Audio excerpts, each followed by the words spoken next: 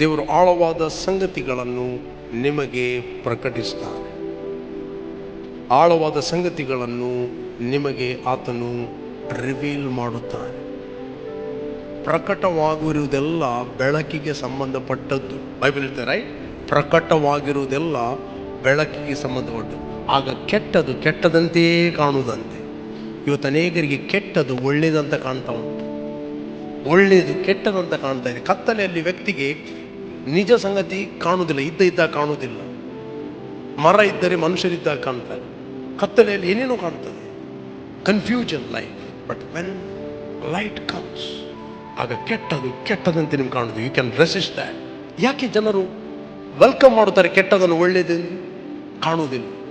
ಕೆಟ್ಟದು ಕಾರಣ ಅವ್ರು ನಿರಾಕರಿಸ್ತಿಲ್ಲ, ಅದನ್ನು ಅವರು ವೆಲ್ಕಮ್ ಮಾಡ್ತಾರೆ. ರೋಗ ಬಂದಾಗ, ಓ ದೇವರು ಕೊಟ್ಟಿದ್ದಾನೆ, ದೇವರು ಪ್ರೀತಿಸುವವರನ್ನು ಶಿಕ್ಷಿಸ್ತಾನೆ. ಈ ಸ್ವಾಮಿ ತನ್ನ ಜೀವಿತದಲ್ಲಿ ಯಾರಿಗಾದ್ರೂ ರೋಗ ಕೊಟ್ಟದ್ದು ನೋಡಿದ್ದೀರಾ? ಯಾರಿಗೂ ರೋಗ ಕೊಡಲಿಲ್ಲ. 3.5 ವರ್ಷ ಸೇವೆಯಲ್ಲಿ ಒಬ್ಬ ಕೂಡ ರೋಗಿ, ಯೇಸು ಹೋದ ಮನೆಯಲ್ಲಿ ರೋಗಿ ಆಗಲಿಲ್ಲ. ಯೇಸು ಎಲ್ಲಿ ಹೋದ ಅಲ್ಲಿ ರೋಗಗಳು ಬಿಟ್ಟು ಹೋದ.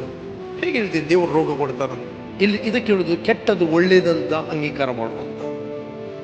Because lack of revelation, lack of light. ಅದಕ್ಕೋಸ್ಕರ ಕನ್ಫ್ಯೂಷನ್, ಅದಕ್ಕೋಸ್ಕರ ಆಪರೇಷನ್ ಮೈಂಡಲ್ಲಿ, ಅದಕ್ಕೋಸ್ಕರ ನಿದ್ರೆ ಬರೋದಿಲ್ಲ.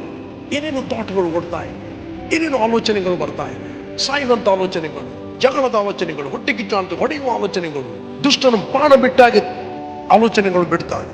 ವರ್ಡ್ ನಿನ್ನ ಸ್ಪಿರಿಟ್ ಅಲ್ಲಿ ಇದ್ರೆ ಯು ಕ್ಯಾನ್ ರೆಸಿಸ್ಟ್ ದಟ್.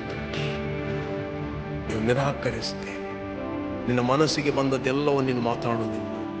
ನಿನ್ನ ಹೃದಯ ಏನು ಹೇಳ್ತದೆ ಅದನ್ನು ನೀನು ಮಾತಾಡುತ್ತೆ.